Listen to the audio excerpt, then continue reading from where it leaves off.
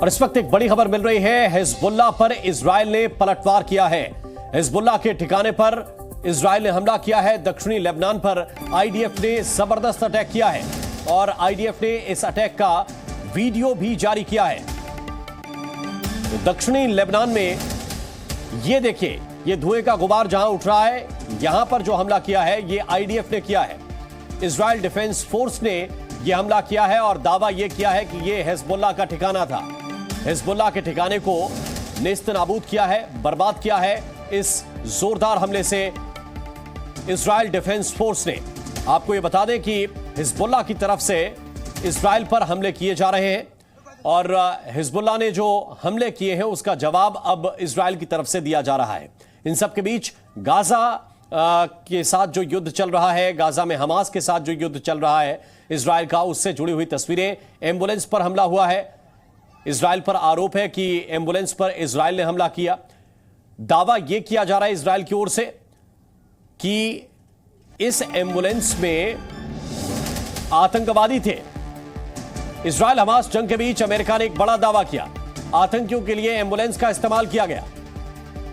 आतंकियों को एम्बुलेंस से निकालने की कोशिश की जा रही थी। रफा क्रॉसिंग से उन्हें निकालने की कोशिश थी। रफा क्रॉसिंग वो जगह है जहां से इजिप्ट की तरफ जा सकते हैं गाजा के रहने वाले लोग, और ये क्रॉसिंग पहले बंद थी, अभी खोल दी गई है।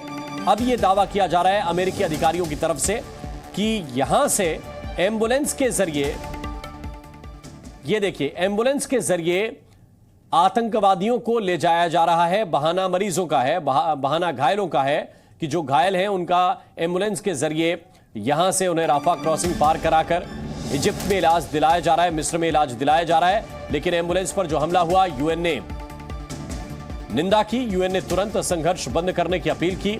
आईडीएफ का एम्बुलेंस में आतंकी होने का दावा आया सामने। आईडीएफ ने कहा कि आतंकवादी इस एम्बुलेंस के जरिए ले जाए जा रहे थे, लेकिन संयुक्त राष्ट्र प्रमुख एंटोनियो गुटेरेस ने इस हमले को काफी खतरनाक बताया है और साथ ही इस संघर्ष को तुरंत बंद करने की अपील भी की है। संयुक्त राष्ट्र प्रमुख ने कहा है कि मैं गाजा में अल शिफा अस्पताल के बाहर एक एम्बुलेंस काफिले पर कथित हमले से भयभीत हूं। अस्पताल के बाहर का मंजर दर्दनाक है। वहीं इजरायली सेना ने यह दावा किया है कि उसे पक्की जानकारी थी कि एम्बुलेंस में आतंकियों को ले जाया जा रहा था।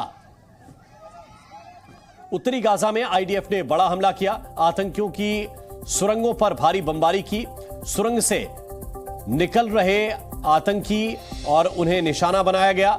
हमास के 10 कमांडर ढेर करने का दावा भी आईडीएफ की तरफ से किया गया। जंग में अब तक 9,227 फिलिस्तीनियों की मौत हुई है। यह फिलिस्तीन का दावा है। जंग के बीच हमास के स्वास्थ्य मंत्रालय ने यह बड़ा दावा किया कि उत्तरी गाजा में स्कूल पर भी गोलाबारी की गई है। यह हमास का कहना है और हमास ने यह भी कहा कि इजराइल के इस हमले में 20 लोगों की जान गई है।